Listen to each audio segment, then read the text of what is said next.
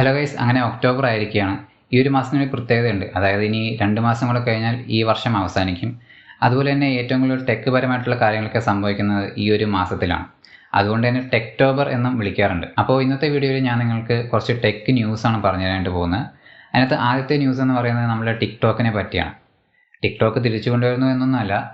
ഇപ്പോൾ ടിക്ടോക്ക് ബാനായിട്ട് കുറച്ച് നാളുകളൊക്കെ ആയി. അപ്പോൾ അതിന് ശേഷം കുറേ ആപ്ലിക്കേഷൻസും പിന്നെ ഇൻസ്റ്റാഗ്രാമിൻ്റെ അകത്ത് തന്നെ റീൽസ് എന്നൊരു ഫീച്ചറൊക്കെ ആഡ് ചെയ്തിട്ടുണ്ടായിരുന്നു. ഇപ്പോൾ യൂട്യൂബിൻ്റെ ഭാഗത്ത് നിന്ന് ഒരു അപ്ഡേറ്റ് വന്നിരിക്കുകയാണ്. അതായത് യൂട്യൂബിൻ്റെ ഷോർട്സ് എന്ന് പറഞ്ഞൊരു ഫീച്ചർ നമ്മളുടെ ഇന്ത്യയിലും കൂടെ റിലീസ് ചെയ്തിരിക്കുകയാണ്. അപ്പോൾ ഇത് യൂസ് ചെയ്യാനായിട്ട് നിങ്ങൾ സെപ്പറേറ്റ് ഒരു ആപ്ലിക്കേഷൻ ഒന്നും ഡൗൺലോഡ് ചെയ്യേണ്ട ആവശ്യമില്ല. ഇത് നിങ്ങൾക്ക് പ്ലേ സ്റ്റോറിൽ പോയിട്ട് നിങ്ങളുടെ യൂട്യൂബിൻ്റെ ആപ്ലിക്കേഷൻ അപ്ഡേറ്റ് ചെയ്താൽ മാത്രം മതി. ഈ ഫീച്ചർ നിങ്ങൾക്ക് ലഭിക്കുന്നതായിരിക്കും. പിന്നെ ഈ ഫീച്ചറിനെ പറ്റി പറയാനായിട്ട് നിങ്ങൾക്ക് ഈ ഒരു ഫീച്ചർ യൂസ് ചെയ്തിട്ട് 3 സെക്കൻഡ് മുതൽ 60 സെക്കൻഡ് വരെ, അതായത് 1 മിനിറ്റ് ദൈർഘ്യമുള്ള വീഡിയോസൊക്കെ നിങ്ങൾക്ക് അപ്ലോഡ് ചെയ്യാനായിട്ട് സാധിക്കും.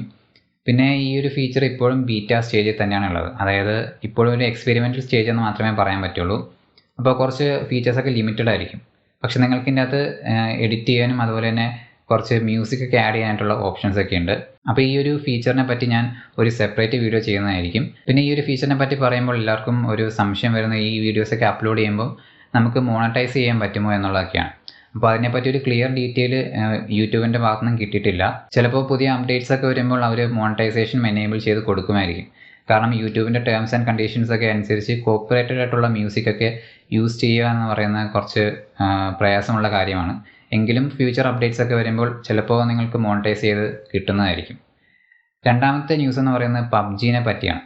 ഇപ്പോൾ പബ്ജിയും തിരിച്ചു കൊണ്ടുവരുന്നു എന്നൊക്കെ പറയുന്നുണ്ടായിരുന്നു. പിന്നെ ജിയോയും പബ്ജിയും കൂടെ ജോയിൻ ചെയ്തിട്ട് ഇന്ത്യയിലേക്ക് ഈ പബ്ജി ഗെയിം തിരിച്ചു കൊണ്ടുവരും അങ്ങനെയൊക്കെ പറഞ്ഞിരുന്നു. പക്ഷേ ഇപ്പോൾ കേൾക്കുന്നത് അങ്ങനെ നടക്കാൻ സാധ്യത വളരെ കുറവാണെന്നാണ്.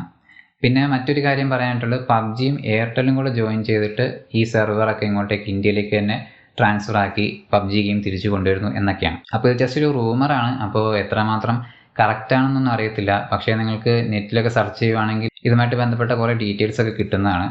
മൂന്നാമത്തെ ന്യൂസ് എന്ന് പറയുന്നത് നമ്മളുടെ ഓൺലൈൻ ഷോപ്പിങ്ങിനെ പറ്റിയിട്ടാണ്. അതായത് ഫ്ലിപ്കാർട്ടും ആമസോണും. അപ്പോൾ ഇതെന്താണെന്ന് വെച്ചാൽ ഇവർ രണ്ടുപേരും ഒരു ഇവൻറ്റ് നടത്തുന്നുണ്ട്. അതായത് ഫ്ലിപ്കാർട്ടിൻ്റെ ഭാഗത്തു നിന്നാണെങ്കിൽ ബിഗ് ബില്യൺ ഡേയ്സ് എന്നും ആമസോണിൻ്റെ ഭാഗത്തു നിന്നാണെങ്കിൽ ദി ഗ്രേറ്റ് ഇന്ത്യൻ ഫെസ്റ്റിവൽ എന്നുമാണ്. അപ്പോൾ ഇത് നടക്കുന്നത് ഒക്ടോബർ 16 തൊട്ട് ഒക്ടോബർ 21 വരെയാണ്. അപ്പോൾ ഈ ഒരു ഇവൻറ്റിൻ്റെ പ്രത്യേകത എന്താണെന്ന് വെച്ചാൽ നിങ്ങൾക്ക് 60 to 80% ഡിസ്കൗണ്ടിൽ ഓരോ പ്രോഡക്റ്റും നിങ്ങൾക്ക് പർച്ചേസ് ചെയ്യാൻ സാധിക്കും എന്നുള്ളതാണ്. അതായത് ഇപ്പം ഫോണാണെങ്കിലും അല്ലെങ്കിൽ TV, ലാപ്ടോപ്പ്, വാച്ചും ഡ്രസ്സും അതുപോലെ തന്നെ പല കാര്യങ്ങളും നിങ്ങൾക്ക് 60 to 80% ഡിസ്കൗണ്ടിൽ നിങ്ങൾക്ക് പർച്ചേസ് ചെയ്യാൻ സാധിക്കും. അതുപോലെ തന്നെ നിങ്ങൾ ആമസോണിൻ്റെയും അതുപോലെ തന്നെ ഫ്ലിപ്കാർട്ടിൻ്റെയൊക്കെ ഒരു പ്രൈം മെമ്പർഷിപ്പ് ഒക്കെ എടുത്തിട്ടുണ്ടെങ്കിൽ ഈ ഇവൻറ്റ് സ്റ്റാർട്ട് ചെയ്യുന്നതിന് കുറച്ച് മുമ്പ് അല്ലെങ്കിൽ ഒരു ദിവസം മുമ്പ് തന്നെ നിങ്ങൾക്ക് ഈ പ്രോഡക്റ്റ്സ് എല്ലാം റിവ്യൂ ചെയ്യാനും അതുപോലെ തന്നെ നിങ്ങൾക്ക് പർച്ചേസ് ചെയ്യാനായിട്ടൊക്കെ സാധിക്കും. അപ്പോൾ നിങ്ങൾക്ക് നല്ല ഡിസ്കൗണ്ടിൽ തന്നെ ഒരു പ്രോഡക്റ്റൊക്കെ പർച്ചേസ് ചെയ്യണം എന്നൊക്കെ വിചാരിച്ചിരിക്കുകയാണെങ്കിൽ തീർച്ചയായിട്ടും ഈ ഒരു സമയം നിങ്ങൾക്ക് യൂസ് ചെയ്യാവുന്നതാണ്. നാലാമത്തെ കാര്യം ഐഫോൺ 12നെ പറ്റിയിട്ടാണ്.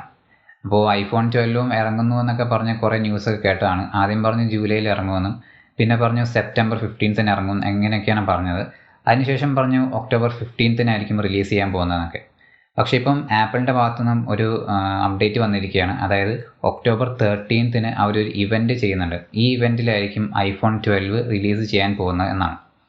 അപ്പോൾ ഐഫോൺ 12നെ പറ്റി പറയുകയാണെങ്കിൽ ഇത് 4 വേരിയൻസിലാണ് ഇറങ്ങാൻ പോകുന്നത്. അതായത് iPhone 12 Mini, iPhone 12, iPhone 12 Pro, iPhone 12 Pro Max എന്നീ 4 വേരിയൻസിലാണ് ഇറങ്ങാൻ പോകുന്നത്.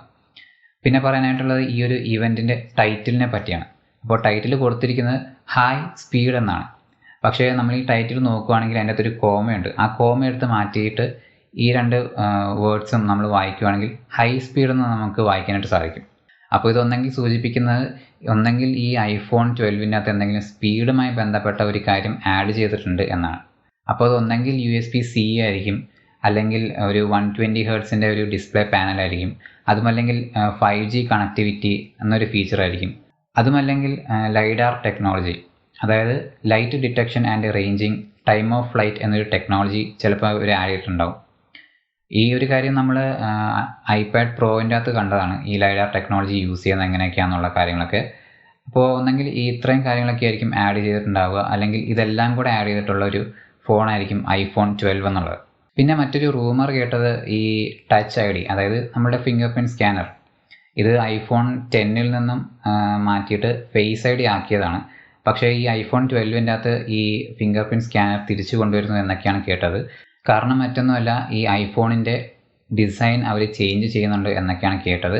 ഇതൊരു ബോക്സി ഡിസൈൻ ആയിരിക്കും എന്നൊക്കെ പറയുന്നുണ്ട്. അതായത് ഈ ഐഫോൺ 4ൻ്റെയൊക്കെ ഒരു ബോഡി ഡിസൈൻ നോക്കിയിട്ടുണ്ടെങ്കിൽ കറക്റ്റ് ഒരു ബോക്സ് പോലെയൊക്കെയാണ്. അപ്പോൾ അങ്ങനെ ഒരു ഡിസൈൻ ആയിരിക്കും ഈ ഐഫോൺ 12ന് വരാൻ പോകുന്നതെന്നൊക്കെ കേൾക്കുന്നുണ്ട്. അപ്പോൾ അങ്ങനെയൊക്കെ കൊണ്ടുവരികയാണെങ്കിൽ തീർച്ചയായിട്ടും ഈ ഒരു ഫിംഗർ പ്രിൻറ്റ് സ്കാനറും കൂടെ കൊണ്ടുവരാനായിട്ട് സാധ്യതയുണ്ട്. കാരണം ഈ പവർ ബട്ടൻ്റെ അകത്ത് ഈ ഫിംഗർ പ്രിൻറ്റ് സ്കാനറൊക്കെ വന്നിട്ടുള്ള ഫോണൊക്കെ നമ്മൾ കണ്ടതാണ്. അപ്പോൾ അതുപോലെ എന്തെങ്കിലും ഒരു രീതിയിലുള്ള ഡിസൈൻ ചേഞ്ചൊക്കെ ആയിരിക്കും വരാൻ പോകുന്നത്. അപ്പോൾ എന്തായാലും ഈ 13-ാം തീയതി നടക്കുന്ന ഈ ഒരു ഇവൻറ്റ് കണ്ടാൽ മാത്രമേ ബാക്കിയുള്ള കാര്യങ്ങളൊക്കെ അറിയാൻ സാധിക്കുകയുള്ളൂ. പിന്നെ പറയാനായിട്ടുള്ളൊരു കാര്യം എന്ന് പറഞ്ഞാൽ PUBG എന്നൊരു ഗെയിമിനെ പറ്റി എല്ലാവരും കേട്ടിട്ടുണ്ടാവും. അതായത് PUBGക്ക് പകരം യൂസ് ചെയ്യാനായിട്ടുള്ളൊരു ഗെയിം എന്നൊക്കെയാണ് പറയുന്നത്. അപ്പോൾ ഈ ഒരു ഗെയിമും ഈ ഒക്ടോബർ 15-നാണ് റിലീസ് ചെയ്യാൻ പോകുന്നത്.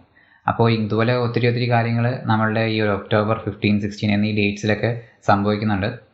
അപ്പോൾ ഇന്നത്തെ വീഡിയോയിൽ ഇത്രയും കാര്യങ്ങളൊക്കെ പറയാനായിട്ടുള്ളൂ. ഇതുപോലത്തെ ടെക് ന്യൂസും അപ്ഡേറ്റ്സും ഒക്കെ നിങ്ങൾക്ക് ഇഷ്ടമാണെങ്കിൽ തീർച്ചയായിട്ടും എൻ്റെ ചാനൽ സബ്സ്ക്രൈബ് ചെയ്യുക, കൂടെ ബെല്ലൈക്കൺ കൂടെ ഒന്ന് എനേബിൾ ചെയ്യുക. പിന്നെ നിങ്ങൾക്ക് ഈ ഒരു വീഡിയോ ഇഷ്ടപ്പെട്ടെങ്കിൽ തീർച്ചയായും ലൈക്ക് ചെയ്യുക, ഷെയറും ചെയ്യുക. അപ്പോൾ ഇനി അടുത്തൊരു ദിവസം മറ്റൊരു വീഡിയോ ആയിട്ട് കാണാം. ബൈ.